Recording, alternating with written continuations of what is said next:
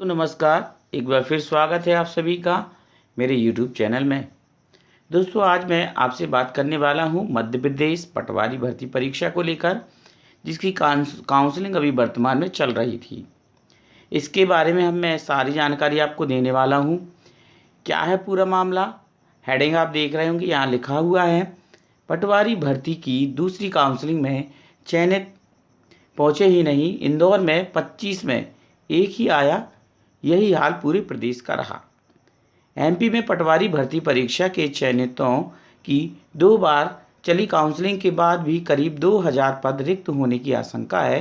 रिक्त रहे पद पर नियुक्ति के लिए हुई दूसरी काउंसलिंग तो मजाक बनकर रह गई है। जी हाँ दोस्तों, यहाँ पर बताया गया है कि जो काउंसलिंग हुई उसमें केवल 25 वैकेंसीज में से केवल एक ही उम्मीदवार आया है वेरिफिकेशन कराने के लिए। और है क्या पूरी जानकारी, चलिए समझते हैं इसके बारे में, जानते हैं इसके बारे में। संजय गुप्ता एट इंदौर पटवारी भर्ती परीक्षा पटवारी रिक्रूटमेंट एग्जाम के चयनितों की 2 बार चली काउंसलिंग के बाद भी करीब 2000 पद रिक्त रह जाने की आशंका तेज हो गई है। रिक्त रहे पदों पर नियुक्ति के लिए हुई दूसरी काउंसलिंग तो मजाकर बनकर रह गई। करीब 2200 पदों के लिए हुई काउंसलिंग के लिए हर जिले में इक्का दुक्का चयनित ही नियुक्ति के लिए पहुंचे। भू अभिलेख आयोग के पत्र के हिसाब से यह अंतिम काउंसलिंग थी, यानी करीब 2000 पद खाली रह जाएंगे। ये खबर भी पढ़िए। 4 साल से एमपी में अटका फायर सेफ्टी एक्ट, जाने कब बना था एक्ट का ड्राफ्ट। इंदौर में इस तरह रहा हाल। इंदौर जिले में पटवारियों के लिए कुल 58 पद भरे जाने थे। इसमें 24 फरवरी को पहली काउंसलिंग में केवल 30 ही पद भरे गए। इसके बाद 28 पदों के लिए वेटिंग लिस्ट वालों को चुना गया। इनके लिए कर्मचारी चयन मंडल (ईएसबी) ने लिस्ट भेजी, वो केवल 25 चयनितों की ही थी। शनिवार 9 मार्च को जब काउंसलिंग हुई तो अधिकारी दस्तावेज सत्यापन की राह ही देखते रहे। 25 में से मात्र एक उम्मीदवार ही पहुंचा, वो भी अधूरे दस्तावेज के साथ। यानी अभी भी 28 पद जिले में पटवारियों के रिक्त हैं। ये खबर भी पढ़िए। ग्वालियर और जबलपुर समेत 16 एयरपोर्ट टर्मिनल के लोकार्पण शिलान्यास, आज 2000 पद रह जाएंगे रिक्त। जानकारी के मुताबिक इंदौर जैसा ही हाल हर जिले में रहा।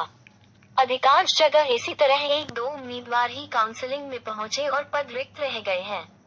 इससे आशंका है कि अब करीब 2000 से ज्यादा पटवारी पद रिक्त रह जाएंगे। ये खबर भी पढ़िए।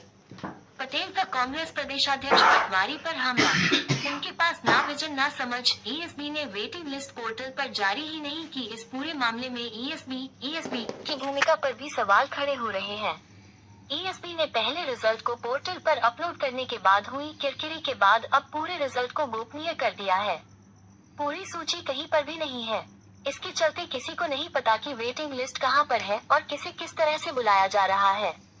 जब दूसरी काउंसलिंग के लिए भी पद रिक्त रहे तो बहुत ही छोटी वेटिंग लिस्ट जिले के कलेक्टरों के पास भेजी गई।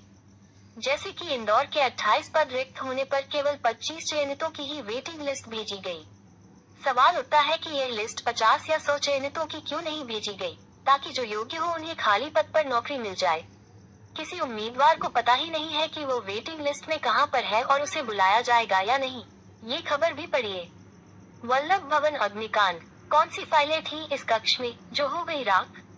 क्यों नहीं आए चयनित? नौकरी लेने 1500 से अधिक पदों के लिए हुई इस परीक्षा में 9.78 लाख उम्मीदवार बैठे थे, यानी युवा यह नौकरी चाहते थे। फिर सवाल उठता है कि चयनित होने के बाद युवा नौकरी क्यों नहीं कर रहे हैं।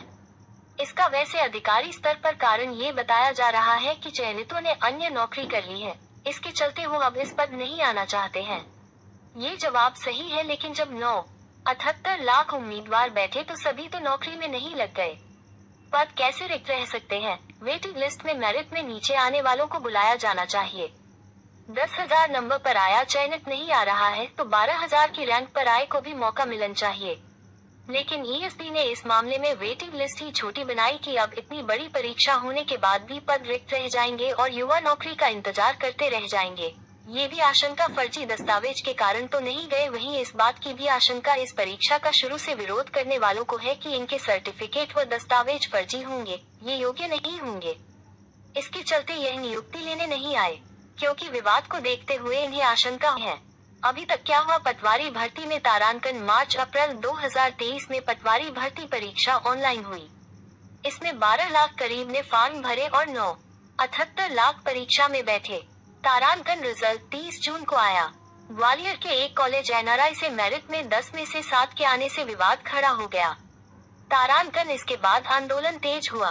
आरोपों के बीच सीएम शिवराज सिंह चौहान ने 19 जुलाई को हाईकोर्ट के रिटायर्ड जस्टिस राजेंद्र वर्मा की जांच कमेटी बना दी। तारांकन कमेटी ने 30 जनवरी 2024 में रिपोर्ट दी और परीक्षा को क्लीन चिट दी। इसके बाद नियुक्ति प्रक्रिया शुरू की गई। तारांकन 24 फरवरी को पहली काउंसलिंग हुई। तारांकन 5 मार्च को सीएम ने नियुक्ति पत्र दिए और कहा कि जांच के कारण नियुक्ति नहीं रोक सकते हैं। किसी के पेट में मरोड़ उठे तो उठे, सरकार किसी धमकी से नहीं डरने वाली है। इसके बाद फिर 9 मार्च को दूसरी काउंसलिंग की गई। ये है पूरा मामला दोस्तों। अब आप समझ सकते हैं कि मध्य प्रदेश सरकार का जो बोर्ड है ईएसवी वो क्या करने में लगा हुआ है। यहाँ पर इतने सारे लोग बेरोज़गार हैं, नौकरी की आस लगाए हुए बैठे हैं और सरकार इस तरह से नौकरी दे रही है, कुछ को दे रही है कुछ को नहीं दे रही है। काउंसलिंग भी इस तरह से की जा रही है, लोगों को पता ही नहीं चल पा रहा है। तो ये है पूरा मामला। ये सारी जानकारी आप सभी को कैसी लगी है दोस्तों? अगर ये जानकारी आपको अच्छी लगी है तो प्लीज़ चैनल को लाइक करें, सब्सक्राइब करें, बेल आइकन को प्रेस करें, ज़्यादा से ज़्यादा शेयर करें और ऐसे ही अपडेट्स को पाने के लिए देखते रहें मेरे यूट्यूब चैनल को। फिर मिलेंगे नेक्स्ट वीडियो में, तब तक के लिए आप सभी को मेरी तरफ से बहुत बहुत धन्यवाद।